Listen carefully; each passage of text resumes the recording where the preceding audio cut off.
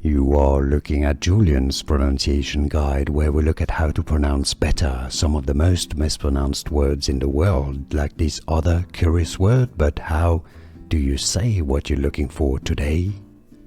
Let's learn once and for all how to pronounce this name, this town, the name of this town in Italy. If you want to learn more confusing names of famous places around Italy, stay tuned. We've got many more videos for you. It's in Umbria and pronounced in Italian Assisi, all right, because you have double S.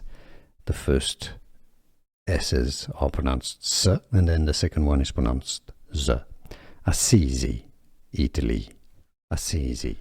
Here are more videos on how to pronounce more confusing words and names too many mispronounced. Like this video if you found it useful. I appreciate your support. I'll see you soon, and thanks for watching.